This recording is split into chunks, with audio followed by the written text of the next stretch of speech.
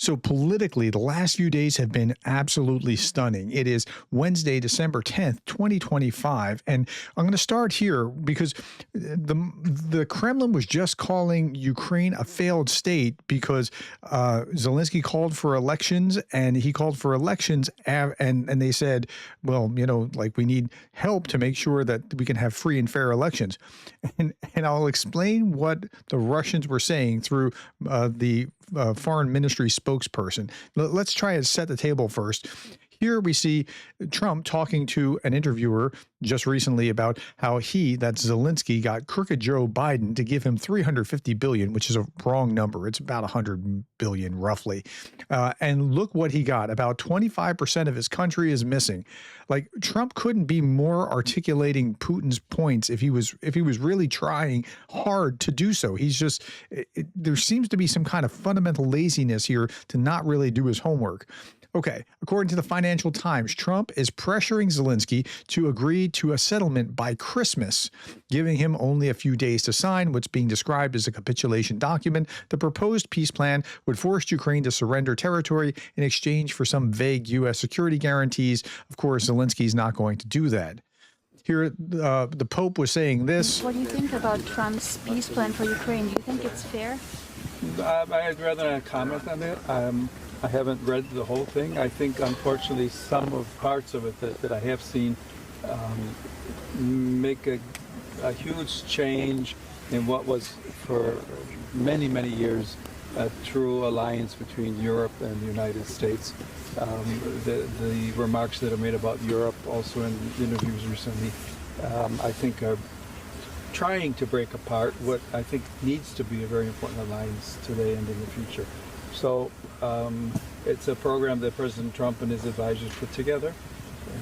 And he's the President of the United States, has a right to do that. It has a number of things in it that I think, while perhaps many people in the United States would be in agreement, I think many others would see things in a different way. Yeah, it's going to break apart that alliance between the United States and Europe. And it seems like there's an active movement from Russia and then from supporters who, like the national security estimate. I put 2 videos out about that, by the way.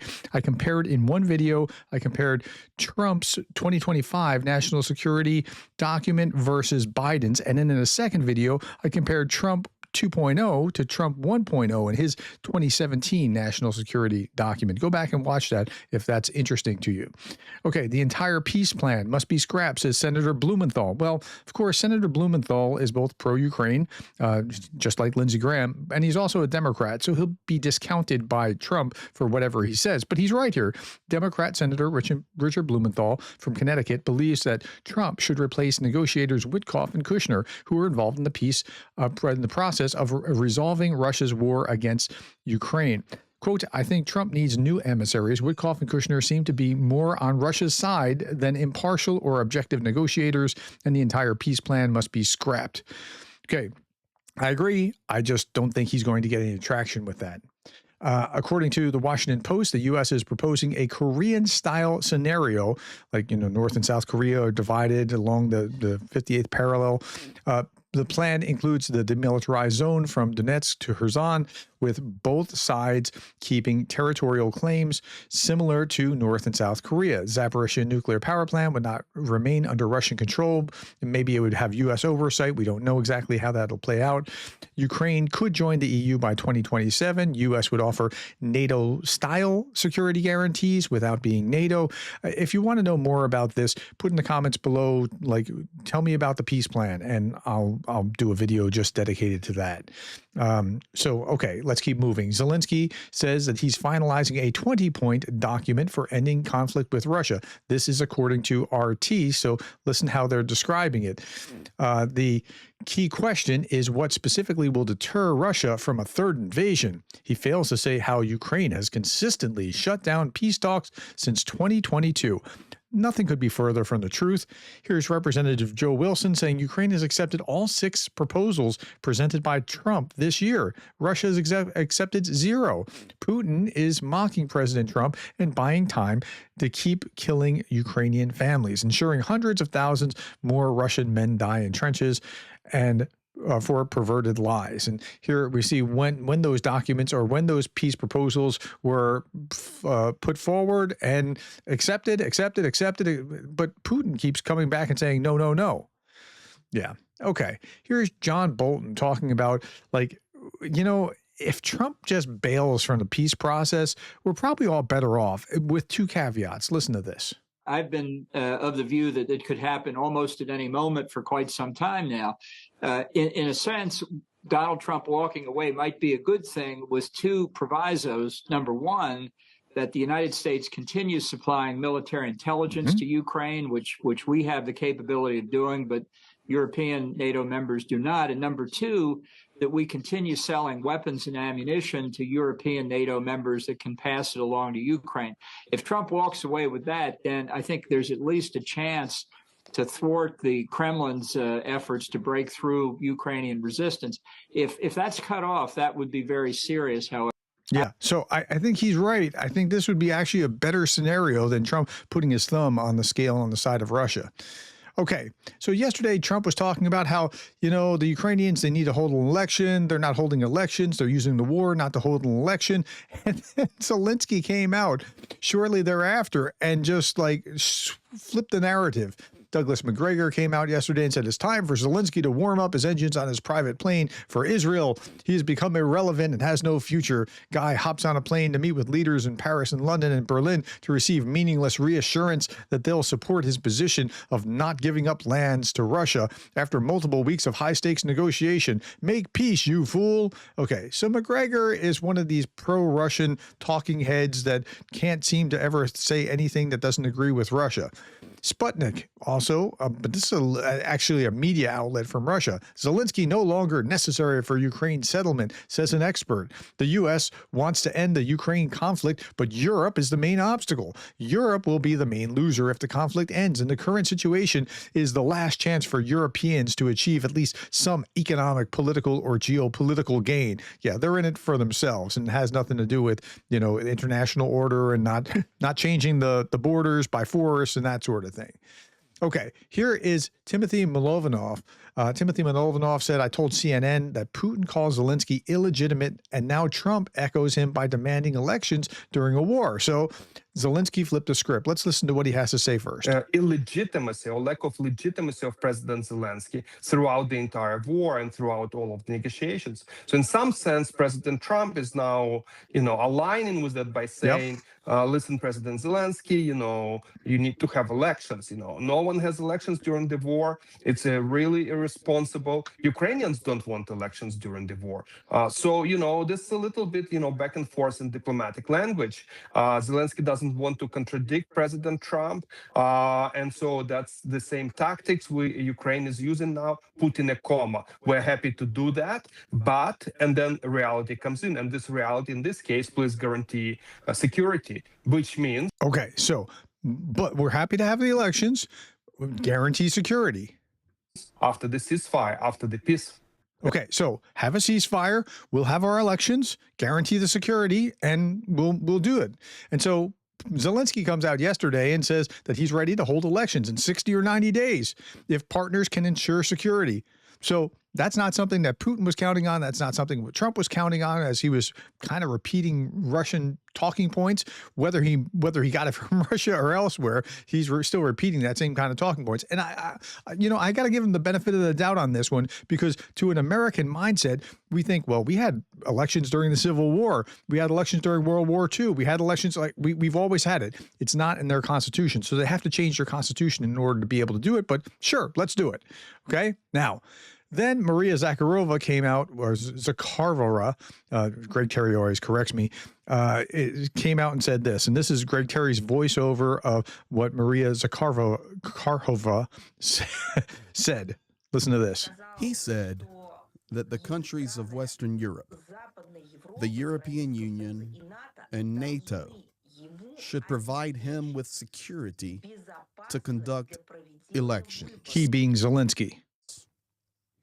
Not that he can conduct them himself, but that they, other countries, should provide him with security. I think that this is, of course, a new level of cynicism.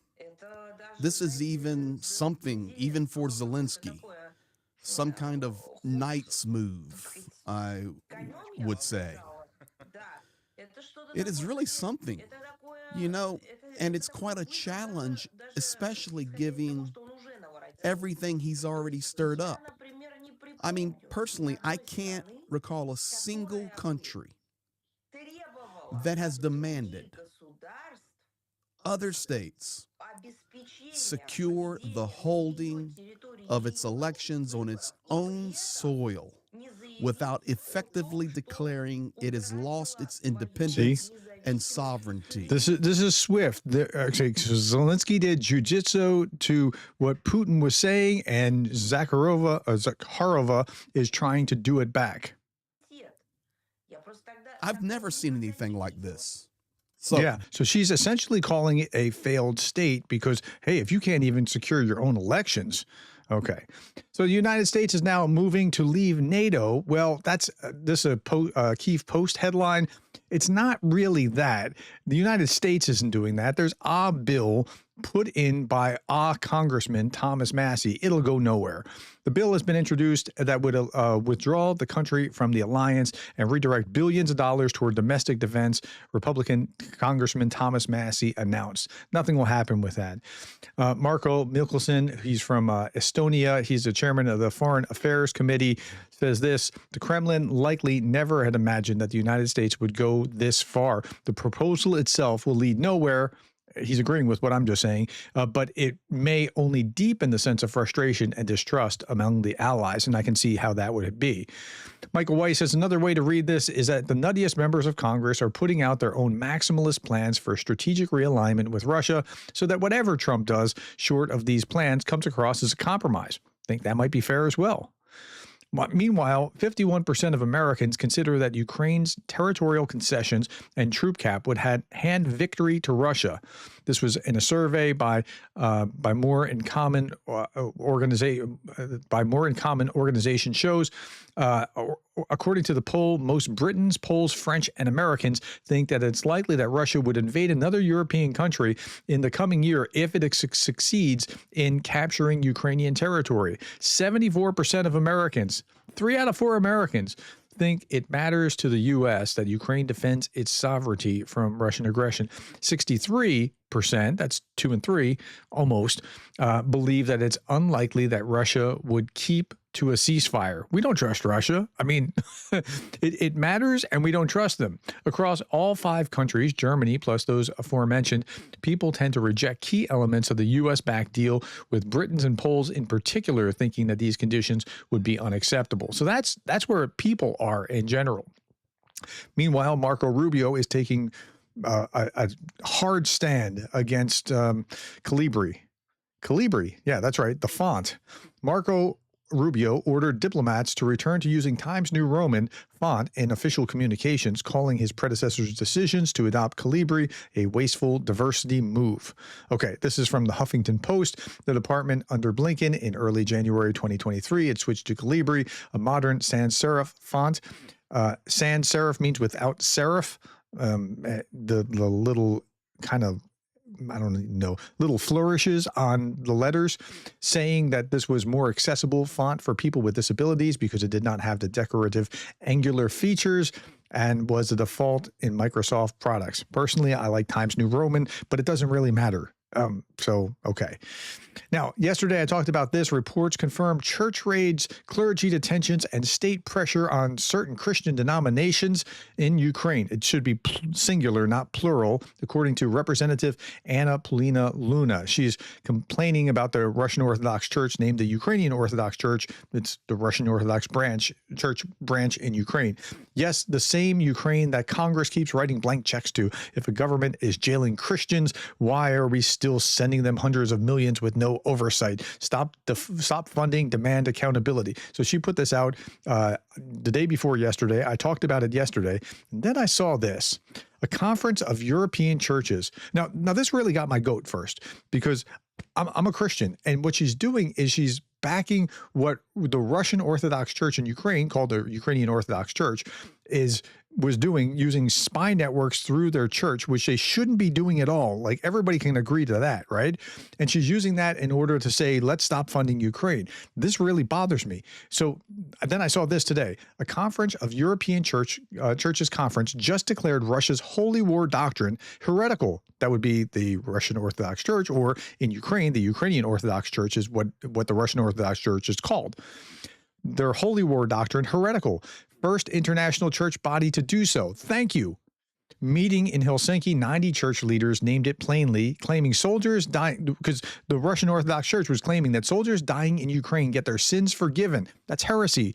The way your sins are forgiven is belief, trust in Jesus Christ as your Savior. That is what the scripture teaches, not that you died for Russia. They called out Moscow using traditional values, diplomacy as cover for blessing an invasion. The World Council of Churches still keeps the Russian Orthodox Church as a member, sends clarification letters to Patriarch Kirill. The Helsinki gathering chose a different path. So thank you to this group of church leaders who are like, you know what? that's just, there's no justification for this in scripture. And it is heresy. And what she is defending here, Representative Anna Paulina Luna is actually defending, is a heretical body that is an arm of the Russian state spying in Ukraine, not churches or Christian denominations, plural, but this one that has been co-opted by Russia. Okay, renewed fighting in Eastern Democratic Republic of Congo undercut Trump's recently announced peace deal. This is the second one. Just days after Trump hosted the leaders of Rwanda and the Democratic Republic of Congo to celebrate what he discussed as a historic agreement, the United Nations reports that around 200,000 people have been displaced in recent days and at least 74 civilians killed as clashes intensified. So he solved 8 wars. Well, now it's 7, and actually it's 6 because Thai soldiers are now attacking Cambodian civilians as of yesterday. So that's 6 wars, because you got to go down to, even if you had a deal, if the deal's not violate, if the deal gets violated a month later and they're back at it, that's not really a great deal. And that's precisely what the Ukrainians are worried about. Here, Russian Foreign Ministry spokesperson Maria Zakharova says this: December 10th marks Human Rights Day. The brazenness. Human Rights Day, we call for working together on human rights agenda by strictly following existing time-tested and universally recognized international principles and norms. I don't even know what to say to that. I'm usually not at a loss for words. Meanwhile, while the Russians are talking about human rights, they are also talking about don't take our frozen funds. But Russia stole, this was just reported, $2.5 billion worth of airplanes that were stranded in Russia when the war broke out. Many of these planes have been re-registered by Russia without the owner's consent and sold to Russian airlines. They got away with it without penalty. Here it is in The Guardian. BOC Aviation said it would not comment on the dispute, but confirmed that it had 17 aircraft stranded in Russia. The world's largest aircraft lessor, AerCap, based in Dublin, it's central in the London case over the loss of 116 aircraft and 23 engines, right? So Russia just stole it and didn't bat an eye about it, but they're complaining about frozen Russian assets being absorbed by Europe. Isn't that interesting? Okay, Russia also reportedly plotted last year to plant bombs on U.S.-bound flights. U.S.-bound flights. Isn't that interesting? And we're talking about, like, Russia, like, no, we don't have to worry about them. They're fine. Yes, this information is more than a year old. The parcel bombs that went off in Leipzig and Birmingham were test runs, according to Western intelligence. And then we see this. Putin's intelligence service was caught discussing plans to use incendiary devices hidden in ordinary objects to start fires in cargo aircraft bound for the U.S., and that the testing had taken place. Putin was warned the U.S. would escalate, so it stopped. This is according to the New York Times.